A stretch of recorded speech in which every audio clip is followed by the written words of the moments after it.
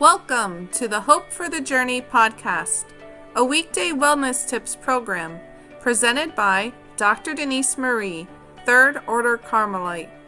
Dr. Denise is a professionally qualified clinical psychologist, health and wellness professor and coach, counselor, plus medicinal herbs educator.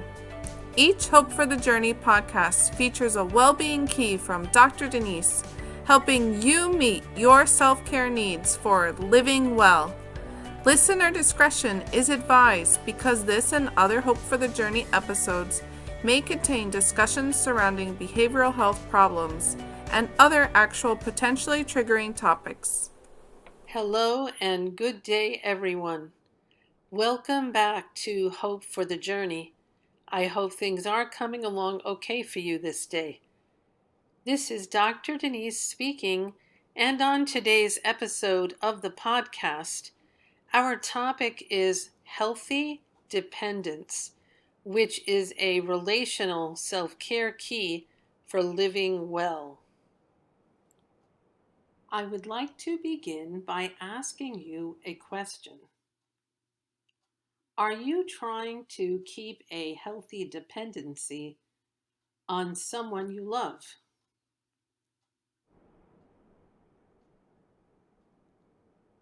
Do you struggle between being too dependent on a particular loved one or too independent of one person you love? That is a struggle between overdependence and reactive independence. Well, today's discussion focuses on striving for relationships of healthy dependence with the people in our lives, that is, healthy attachment bonds. I would like to take some time today to give you a bit of a picture of what healthy dependence is like. A person who is in a healthy dependency relationship would say, I don't lose myself or become less strong of a person in my depending on you. My life is not so hard because I can count on having a good partner. I can love myself while I love you at the same time. I respect the interests, the goals, the plans you have, and you respect my interests, goals, and plans. It is safe for me to share my thoughts, as it is safe for you to state your thoughts to me. You and I both have the freedom to feel our emotions and decide whether to reveal them or not to each other. We both have the option of saying no as needed. You are free to be an individual, your true self, and I am free to be my true self. My feelings of self-worth do not depend on you, and your feelings of self-worth do not depend on me. We are able to share responsibilities.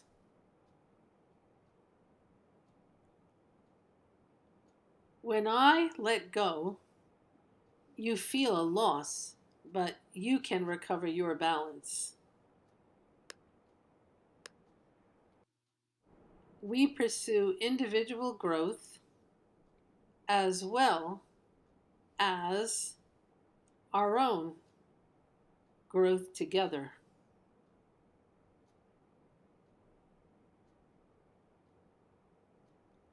The identity you and I have as a couple is meaningful instead of an absent joint identity or too tight a together identity. So, as you can see, it is actually a good thing to have a relationship that includes a healthy mutual dependence. But if you are someone struggling to gain a healthier kind of relationship dependence, might you be wondering what you can do to cultivate good interdependence in a relationship? These are some pieces of advice for you to consider in your pursuit of healthy dependence.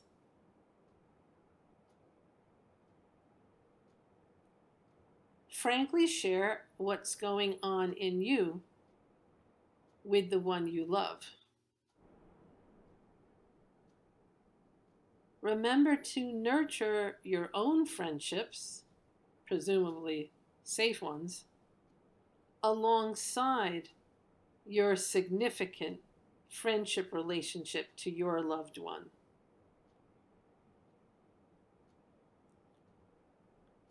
You can still pursue hobbies that your partner does not have. You can support what is important to your loved one because you value the other's success and happiness. You can respect and encourage both alone time apart as well as together time, making for a good life balance. You might recall that in my podcast number 10, I emphasized taking alone time just for you as a pivotal psychological self care key. Another piece of advice is to seek constructive dialogue with the loved one at all times.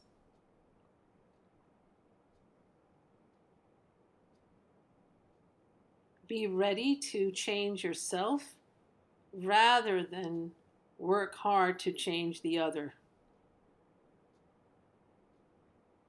And let your decision making be mutual, joint, so that you are fostering respect for the other person's input and your partnership is strengthened. Overall, it is possible for you to develop a connection of more healthy dependence, which would all be in service of solidifying your relational well being, which would also result in a more flourishing life for you overall. So, moving forward on our topic of today, I want to point to 4 persons in whom I see the characteristic of healthy dependence to strengthen relationship bonding. I begin this part of the podcast by drawing our attention to Faith Hill and Tim McGraw. For those of you unfamiliar with Faith Hill, Faith is an American inspirational singer and producer who has been married for over 25 years to Tim McGraw. Tim McGraw is an American country singer, writer of songs, music producer, and actor as well. The kind of couple relationship Faith Hill and Tim McGraw have is partially expressed in the lovely duets that they can readily perform together. Faith herself has candidly admitted that, well, despite the occupational challenges to marriage and family life, she and her husband Tim have made a commitment to taking their one on one time together, particularly on the home front.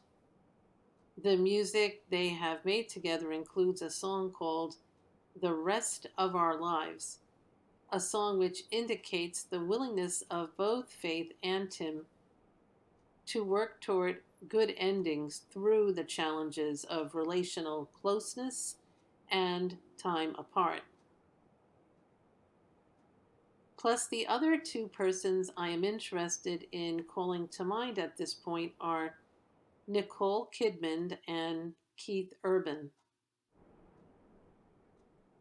Popular actress Nicole Kidman and Australian country music singer Keith Urban have been married over 16 years, and Keith has been clearly vocal about how he and Nicole prioritize a balance in their work life and family life with now adult children.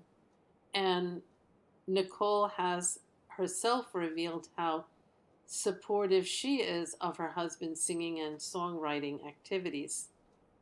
They do have a knack for straight talk to each other, as well as a record of having been able to carry each other through some very tough times.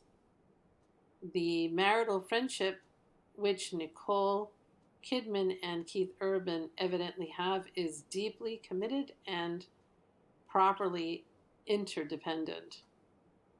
In effect, both of these prominent married couples, Nicole Kidman, Keith Urban, and Faith Hill Tim McGraw, know that a healthy dependence rather than overdependence or emotional detachment is a relational quality for better living. Now, to bring us to what comes next on today's podcast, I would like to present a piece of music that expresses signs of healthy dependence in a relationship. The song I am featuring for you is called Through the Years, sung by Kenny Rogers. And here are a good number of the song lyrics I discovered on the internet. We've been through everything there is. Can't imagine anything the two of us can't do. Through the years, you've never let me down. The sweetest days I've found with you. Through the years, I've never been afraid. I've loved the life we've made. And I'm so glad I've stayed right here with you through the years. I can't remember what I used to do, who I trusted, whom I listened to before. But through the years, it seems to me, through all the good and bad, I knew how much we had. I've always been so glad to be with you. Through the years, it's better every day. You've kissed my tears away. As long as it's okay, I'll stay with you. Through the years. Through the years when everything went wrong, together we were strong. I know that I belonged right here with you. Through the years, I never had a doubt. We'd always work things out. I've learned what love's about by loving you through the years. You've turned my life around. As you can see, Through the Years is quite a classic song, showing a mutually healthy relationship, illustrating a couple who have made it through both adversity and prosperity in life together, continued companions for the highs and lows, pointing to the need for good communication, counting on each other, and enduring real love. The lyrics underline how authentic friendship strengthens over time when both persons regularly value and support each other. So, as this song clearly indicates, healthy dependence is an ingredient of relational wellness, as well as a blessing to one's full well-being. At this time, I wish to address some extra possible care for you and your overall wellness by bringing our focus to the following: 3 health foods and plants that could serve better emotional balance toward a healthy dependence, which is our relational self-care key of the day. Yet, please continue to recall the advice on the need to speak about these 3 items with your doctor before making them elements of your healthcare practices. I raise the discussion of this set of herbs as complementary to body and soul functioning. First, I wanted to talk about the elderflower and cooked elderberry, but not ingesting too much. Elderflower, elderberry can decrease fear, show antidepressant activity, lower the risk of cardiovascular disease, and even reduce the severity level and occurrence of headaches. Then I can draw attention to Rhodiola rosea. It's a first thing in the morning cup of rhodiola for the goal of decreasing stress and anxiety, fighting against mental fatigue or excess tiredness, alleviating depression, and enhancing mental clarity. Also, there is linden flower tea. The linden flower soothes the mind, promotes rest, diminishing worries and even nervous headaches. Only it is important to remember my recommendation to review such health foods and plants with your doctor to make sure they will work with your particular health circumstances without side effects. Otherwise, it does please me to highlight elderberry, rhodiola, and linden blossom as gifts that exist in nature for well-being of both your body and soul. And for today, I further plan to share this brief item with you. A post-it note I have written to encourage you to pursue healthy dependence in your closest relationships. So I hope you will take to heart these words from a friend, actually Hebrews chapter 10, 24 to 25.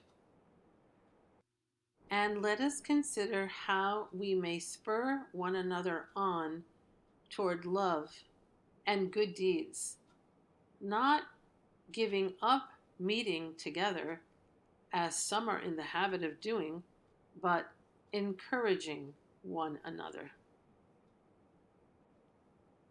And today, up next on our podcast agenda, is the presentation of a phone app to share in service of healthy dependence rather than overdependence, which is popularly known as codependence. This particular phone app I bring up is named the Codependence Anonymous app, designed by Coda. Most of the description of the content for this app is as follows. Quote, "The Codependence Anonymous app has been formed to offer the codependent who accepts the 12 steps and 12 traditions as a program of recovery, a disciplined and structured approach that you can now carry with you on your mobile device. Formed in the belief that acceptance of the 12-step concept will offer sustained abstinence to those of us whose compulsion has reached a critical level. Features the Coda 12 steps and 12 traditions in their entirety. Recovery prayers, calendar functionality, notepad, bonus puzzle. End quote.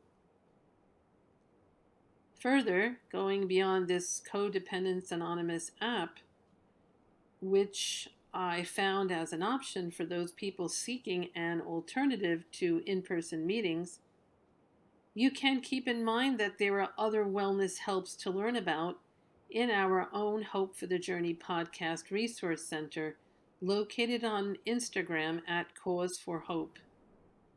And lastly, to complete this evening's points of discussion, I want you to know that it has been my pleasure to record this podcast for you today on the valuable topic of healthy dependence, to underline the importance of this relational self-care key for you. And please know that I personally wish you more hope for the journey of greater well-being. The Hope for the Journey program airs weekday evenings from 7:45 p.m. to 8:15 p.m. Eastern Standard Time on Instagram and YouTube. Dr. Denise thanks you for listening to her Community Wellness podcast and wishes you to keep in mind that there is cause for hope of more well-being.